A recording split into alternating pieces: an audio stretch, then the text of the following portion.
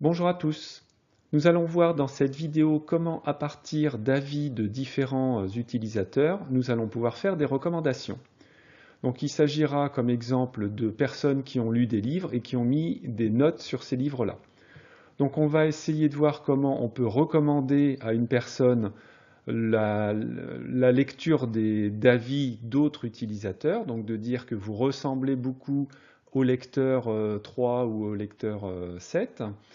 Et inversement, on peut également recommander des livres. Donc de dire je vous recommande tel et tel livre parce que par rapport aux similitudes que vous avez avec d'autres utilisateurs, voilà les livres qui arrivent en tête. Donc dans un premier temps, on va se créer un petit programme pour générer notre base de données. Donc ici, la base de données, ce sera un dictionnaire pour représenter donc, les différentes informations.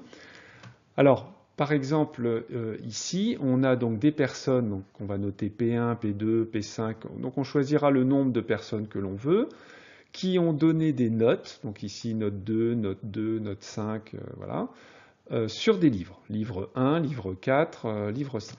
Donc voilà, par exemple, la première ligne, la personne P1 a lu les livres 1, 4 et 5 et a mis les notes 2, 2, 5. Donc voilà pour la structure donc, de notre base. Donc pour éviter de tout taper à la main, donc ce que l'on voudrait, c'est par exemple à la volée créer 50 personnes et 80 livres.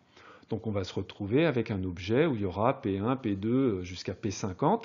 Et évidemment ici on n'aura pas les 80 livres puisque la personne P1 n'aura pas forcément lu tous les livres. Et donc on appellera ça collecte, c'est la collecte de nos préférences.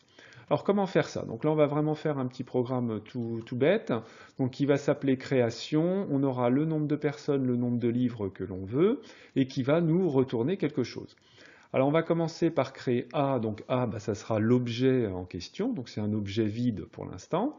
On va parcourir les différentes personnes, donc j'appelle petit p qui va aller de 1 jusqu'au nombre de personnes, donc p++. Ensuite, on va créer un objet vide pour la personne P1, ensuite P2, donc pour la personne PP, donc ça sera simplement P1, je crée un objet vide, et maintenant à l'intérieur, on va tirer au hasard les livres que cette personne a lus.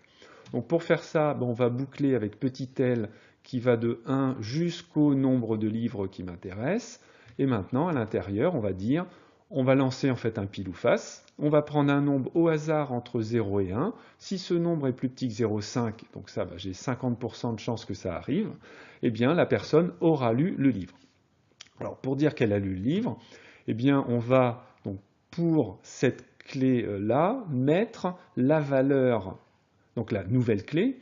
Donc ça va être A, par exemple, AP1, donc AP1, avec des apostrophes ici.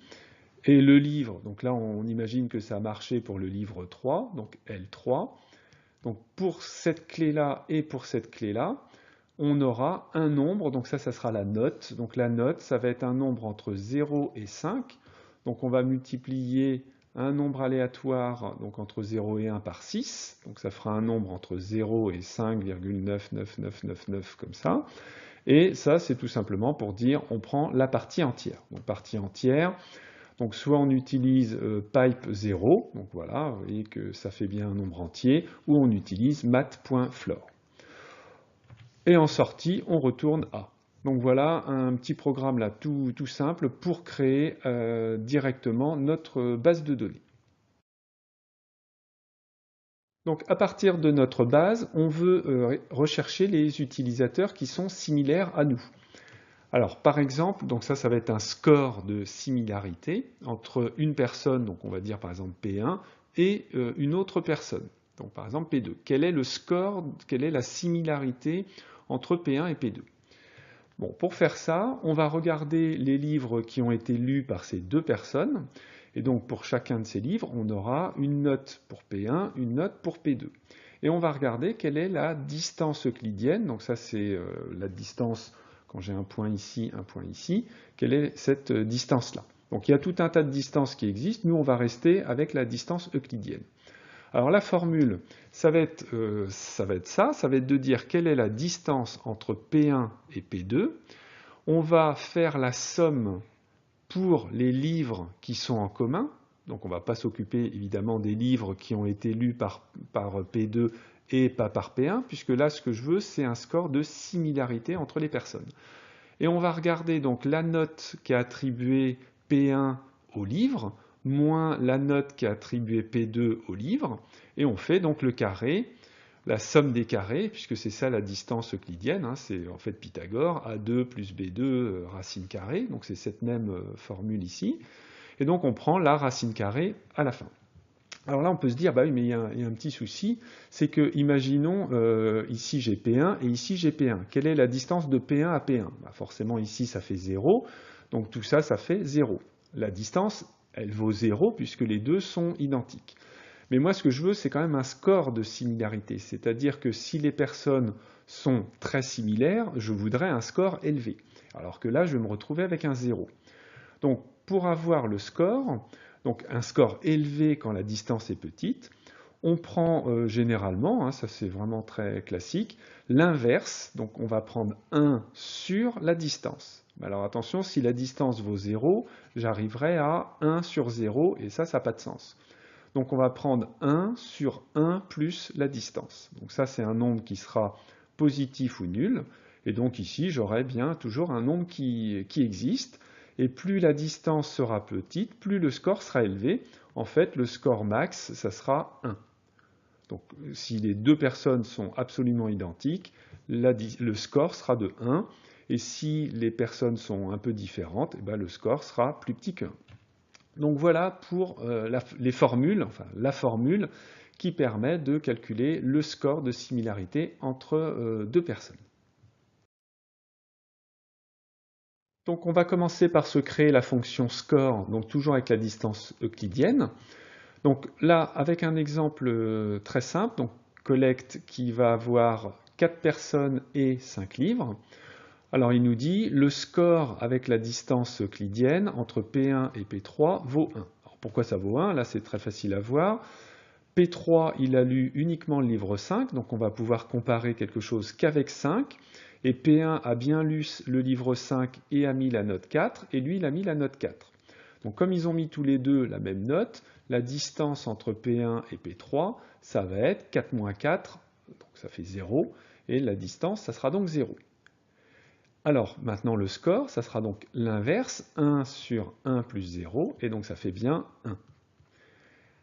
Maintenant, entre P4 et P3, donc P3 n'a lu que le livre 5 et P4 n'a pas lu le livre 5. Donc je ne peux pas comparer les deux.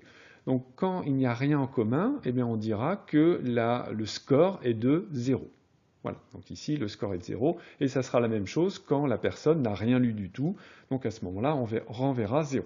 Donc quand il n'y a pas de livre en commun, on renvoie 0, sinon on fait effectivement le calcul. Alors notre programme. Donc on va l'appeler Euclide similaire, hein, similarité. Entre une personne 1 et une personne 2, donc personnes qui peuvent être voilà, comme ça, il ne faudra pas oublier les apostrophes, et notre base de données, notre collecte de préférences. Donc là, je l'ai appelé préf. Donc comment on fait? Il faut déjà regarder quels sont les éléments communs. Donc on va regarder quelles sont les clés de la personne 1. Donc par exemple, si je prends P1, quelles sont les clés? Donc les clés, ça va être L2, L3, L4, L5. Donc là, ici, j'aurai bien L2, L3, L4, L5. Et on va filtrer ces clés-là pour garder les livres qui ont été lus par l'autre personne. Donc on va, pour chacune de ces clés, donc par exemple L2, on va regarder donc dans les préférences de la deuxième personne. Donc si je reprends l'exemple avec P3, donc on va regarder là-dedans, est-ce que cette personne P3, donc ça c'est P3, a la propriété K? Est-ce qu'il y a la propriété L2 dans P3? Est-ce que je vois L2 dans P3? La réponse est non. Donc quand la réponse est non, il va donc virer la clé qui est ici. On est en train de filtrer. L3, il ne l'a pas non plus. L4, il ne l'a pas non plus. Il n'a que L5. Donc à la sortie, ce que j'aurai en commun, c'est simplement L5. Donc un tableau qui contiendra L5. Donc voilà, hein, là ici j'ai remis les clés. Si je demande dans P1, qu'est-ce qu'il y a dans P1? Eh bien, il me dit c'est L1, L4, donc il me dit les livres qui ont été lus par la personne. Voilà, alors s'il n'y a rien en commun, donc si la longueur de commun c'est 0, on a dit qu'on retournait 0. Donc c'est le cas donc, quand la personne n'a pas lu les mêmes livres que nous, ou cas extrême, c'est quand la personne n'a rien lu du tout. Si maintenant donc, il y a des choses en commun, il faut chercher les carrés, la somme des carrés. Donc là, on va partir de 0, et je vais utiliser reduce, donc reduce qui permet d'aller faire donc une boucle et d'aller à chaque fois faire un calcul. Donc on va dire que A c'est donc 0, et à chaque fois on va ajouter dans A la note de la personne pour le livre en question. Donc ici ça sera par exemple la note pour L5. Quelle est la note de L5? Moins quelle est la note pour le même livre pour l'autre personne. Donc ça, tout ça, ça sera 4. Et tout ça, ça sera 4. Donc 4 moins 4, 0. Et on le met au carré. Donc là, j'ai utilisé multiplier, multiplier pour mettre au carré. Vous pouvez le faire autrement. Vous pouvez faire multiplier par la même chose ou utiliser math.pow, donc pour power, la valeur, virgule 2. Là, il y a plusieurs notations possibles. Donc, voilà, avec reduce, on part d'une valeur initiale qui est 0, et donc qui s'appelle l'accumulateur, et à cet accumulateur, on ajoute à chaque fois la somme des carrés. Et on va donc retourner 1 divisé par 1 plus la racine carrée de cette valeur-là. Donc voilà pour notre fonction score. Alors, premier type de recommandation, on voudrait connaître les personnes qui ont les mêmes goûts que nous. Donc pour pouvoir, par exemple, lire leurs critiques. Alors plus précisément, imaginons je suis la personne P1, ça c'est donc toujours notre base de données. On veut savoir quelles sont les meilleures critiques à lire pour P1. Eh bien ici, il va nous dire, moi je vous conseille de lire les critiques de P5, parce que votre score de similarité avec lui, il est de 0,1589 et il est donc plus élevé que pour P11, P25, etc. Mais ensuite, donc, je vous conseille de lire les critiques de lui, etc. Donc voilà, premier type de recommandation, on recommande à une personne d'autres personnes. Donc là, on ne recommande pas des livres, pour l'instant, on recommande des personnes.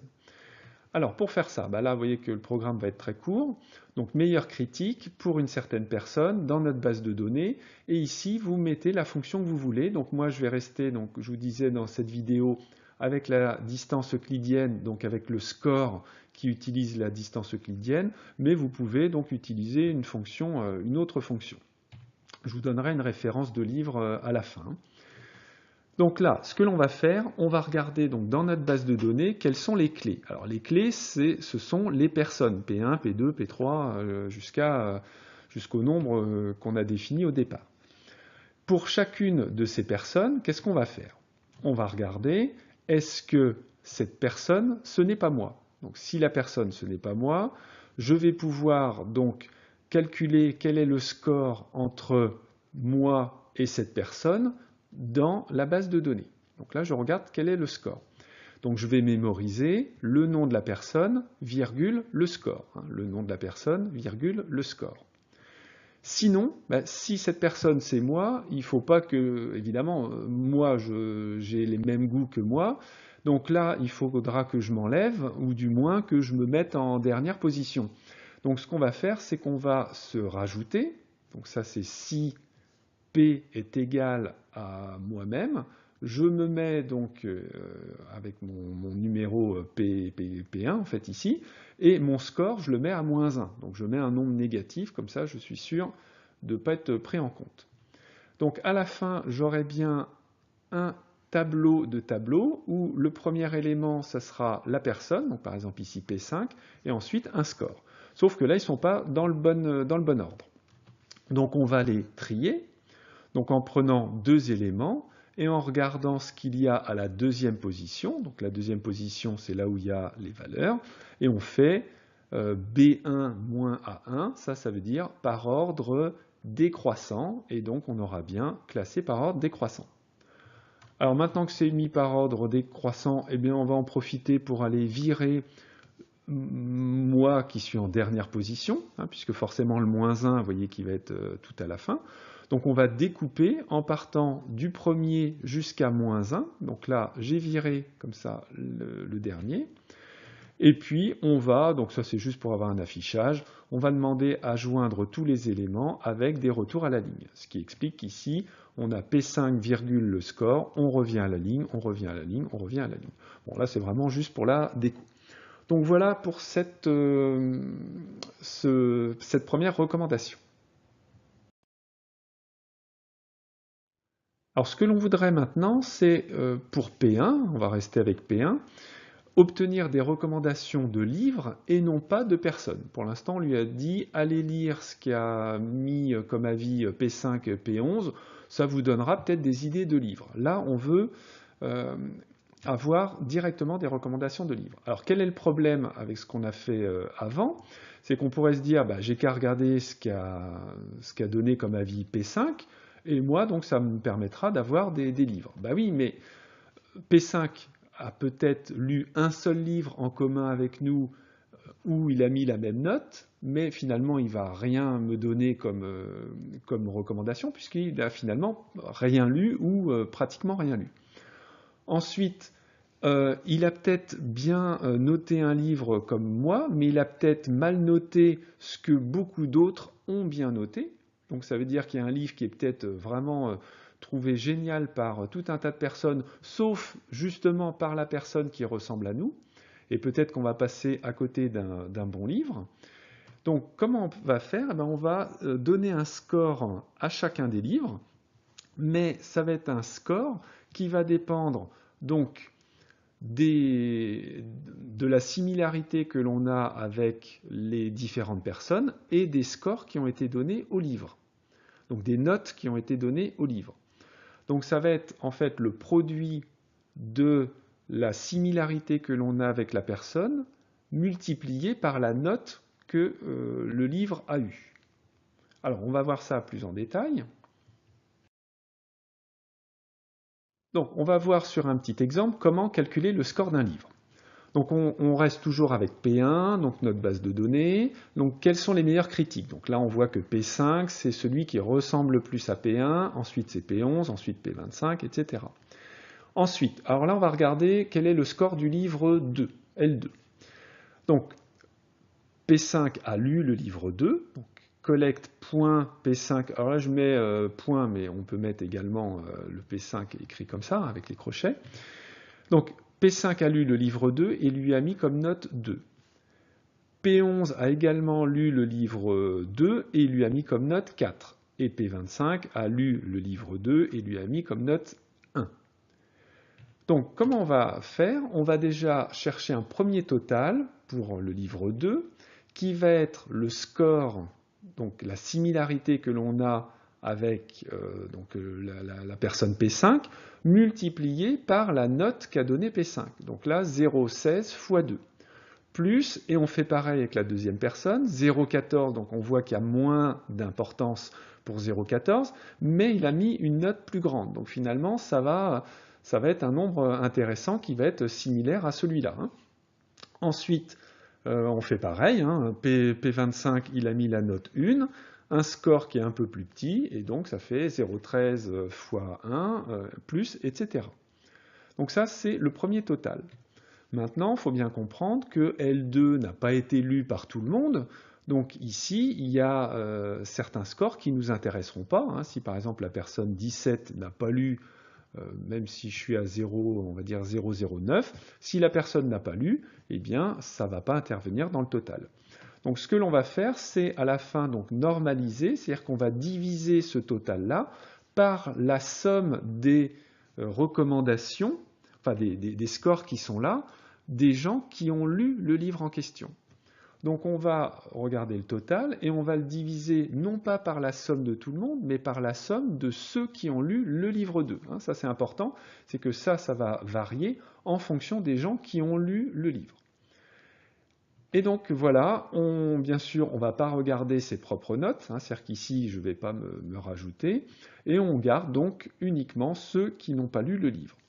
Donc attention, il y a une différence entre la personne 17, par exemple, qui aurait mis la note 0 au livre, là j'en tiens compte, puisque elle a trouvé vraiment ce livre horrible et elle a mis 0, et ceux qui n'ont pas lu le livre. Hein. Donc là, il s'agit bien d'éliminer uniquement ceux qui n'ont pas lu. Mais si quelqu'un a mis 0, eh bien ici j'aurais bien le score, hein, 0,019 multiplié par 0.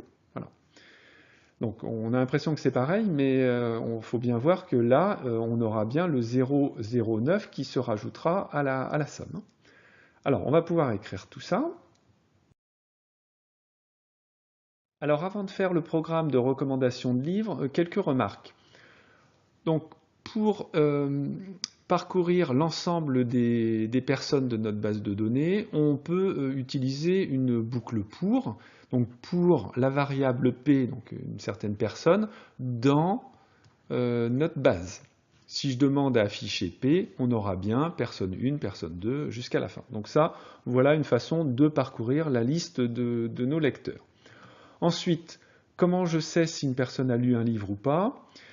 On peut donc utiliser notre base de données, crochet P1 pour dire je m'intéresse à la personne P1, est-ce qu'elle a la propriété L1?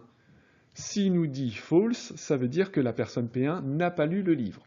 Donc là, je mets bien attention, hein, c'est différent de la note 0.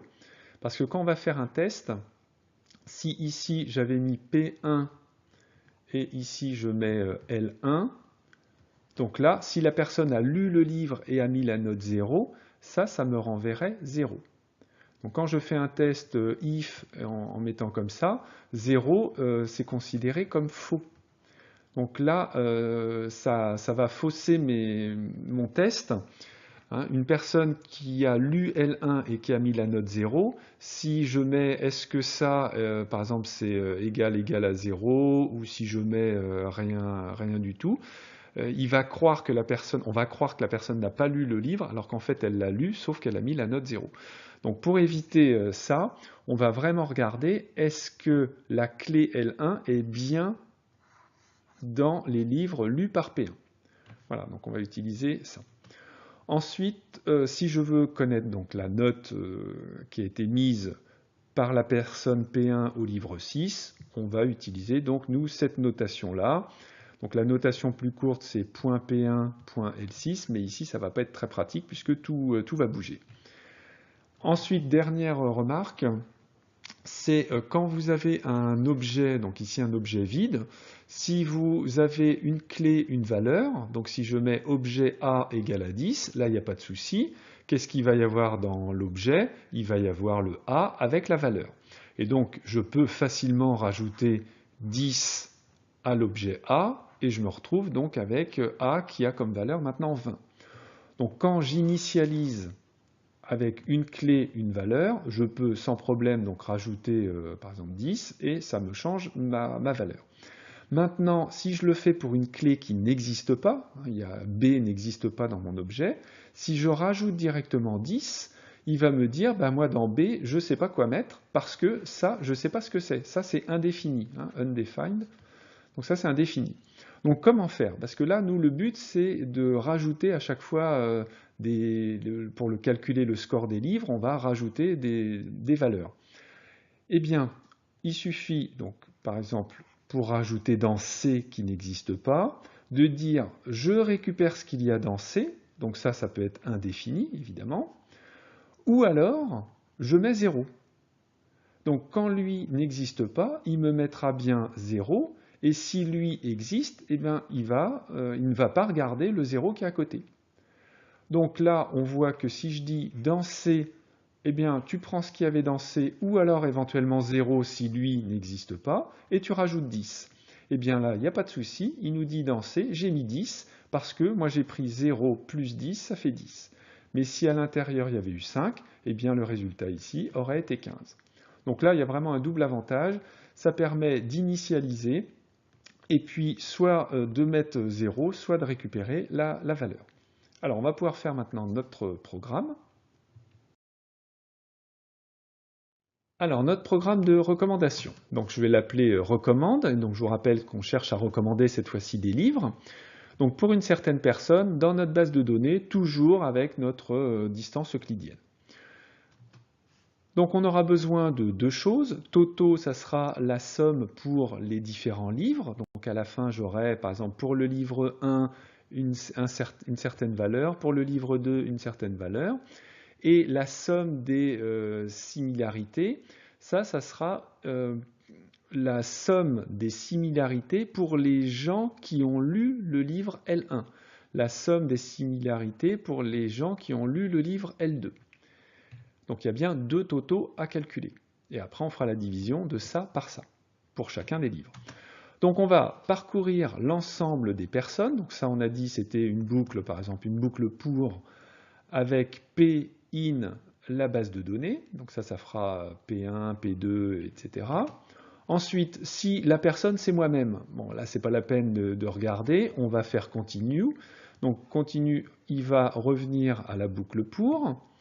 Maintenant, on va, donc si c'est pas moi, on va regarder quelle est la similarité, quel est le score de similarité entre moi et cette personne, donc toujours dans la base de données, donc en utilisant la fonction de similarité qui pour nous donc sera la distance basée sur la distance euclidienne.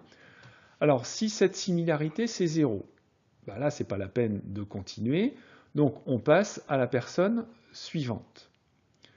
Si maintenant ce n'est pas le cas, on va donc ça veut dire que la personne n'a pas lu le livre ou généralement voilà, soit elle a lu aucun livre, soit elle n'a pas lu ce livre-là. Donc maintenant on n'a pas de livre en commun. Donc maintenant on va parcourir les livres lus par cette personne. Donc ça va être pour elle in les préférences de la personne en courante. Donc il a lu par exemple le livre 3, le livre 5, etc. Si moi je n'ai pas lu ce livre, à ce moment-là ça m'intéresse. Si j'ai déjà lu ce livre, je m'en fiche de connaître le score, puisque de toute façon je ne vais pas le relire.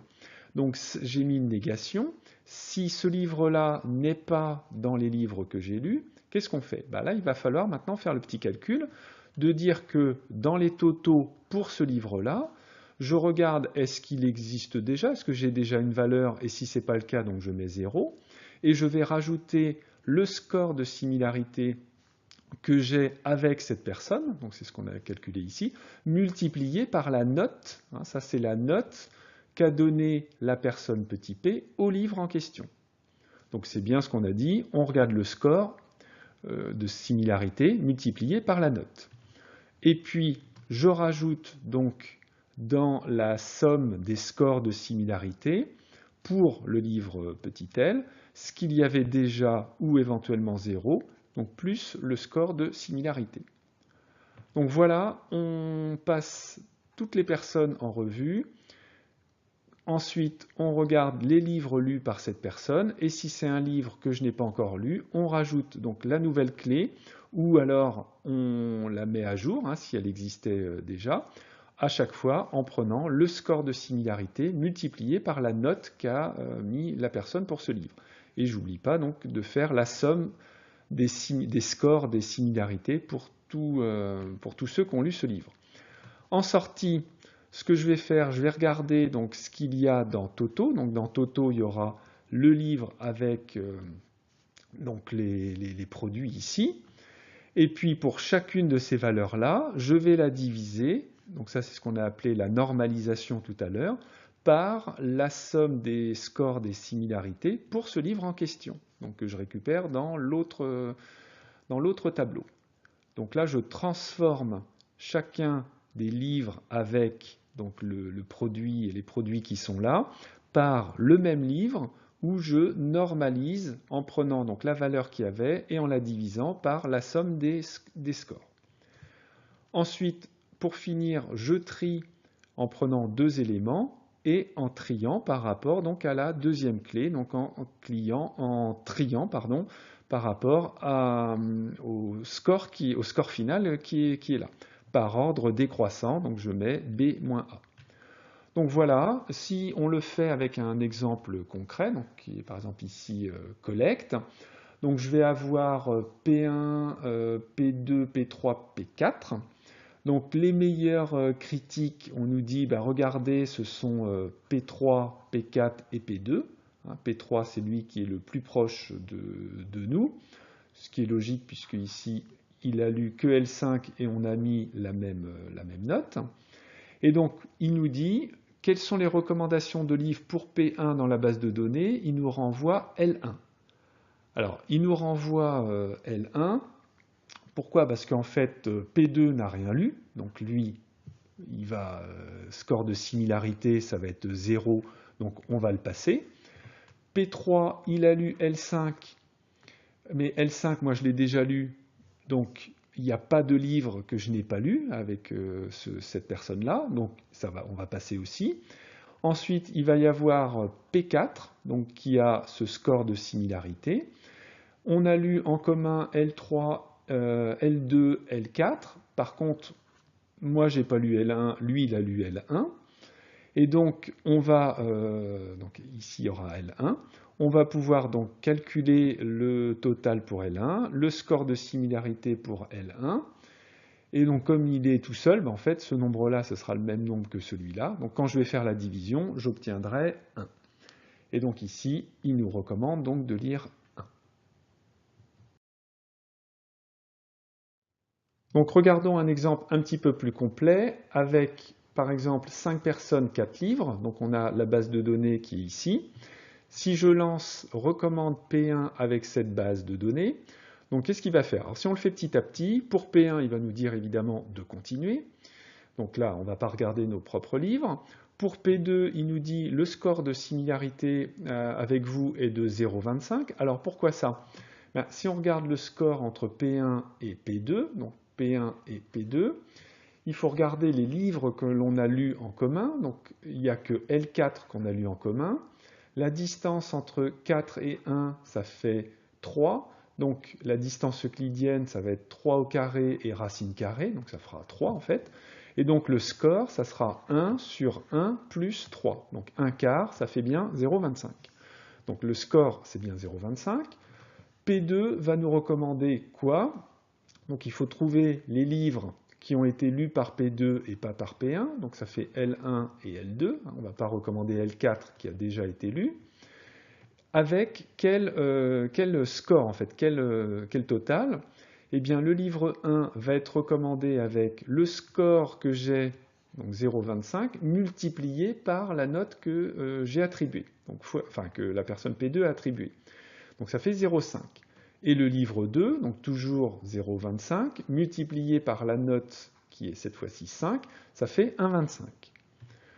Donc le total, ça va être pour le livre 1, 0,5, pour le livre 2, 1,25. On passe donc le score, la somme des scores, ça fait évidemment le 0,25 et 0,25, puisque là j'ai que la personne P2, donc je prends que le score de la personne P2, donc ça fait 0,25, 0,25. P3, alors P3 il nous dit score de similarité avec P1 c'est 1. P3 il a lu le livre 4, j'ai lu le livre 4, on a donné la même note. Donc la distance elle vaut 0, si la distance vaut 0, ça veut dire que le score il est à 1. Donc très bien, mais P3 ne peut rien recommander puisque le livre 4, je l'ai déjà lu. Donc là, on va finalement continuer et on va se retrouver avec les mêmes totaux et même somme. Ensuite, P4, donc score de similarité, on nous dit que c'est 0,25. Il peut recommander L1 et L2 que je n'ai pas lu. Ensuite, on va regarder donc ce score de 0,25, on va le multiplier par la note 5 et l'autre par la note 1. Donc ça fait 1,25 et 0,25. Ce qui permet d'obtenir un score maintenant de 1,75 pour le livre 1, puisque je vais rajouter 0,5 et le 1,25. Et puis pareil, j'ai 1,25, je rajoute 0,25, ça me fait 1,5. Voilà, la somme des similarités, donc il faut que je rajoute le 0,25 qui est là aux deux, ici, hein, aux deux livres L1 et L2. Ensuite, P5, donc il a un score de 0,25. Et puis, donc ça va être la même chose en fait que celui d'avant, sauf que la différence, c'est qu'il y en a un qui avait mis une note 5 et là, il a mis une note 4. Donc les totaux vont augmenter, la somme des similarités va également augmenter, et on aura à la fin donc ces deux recommandations. Donc on nous dit, on vous recommande le livre 1 et on pense que vous lui mettrez une note de 3,6. Et là, on vous recommande le livre 2 et on pense que vous l'aimerez avec un score de 2,33. Donc voilà pour ces deux algorithmes de recommandation. Alors je vais terminer par un livre. Donc voilà le livre Programmer l'intelligence collective donc, que j'ai utilisé pour faire cette vidéo et vous trouverez donc plus d'informations dans le chapitre qui s'appelle Faire des recommandations. Voilà, à bientôt.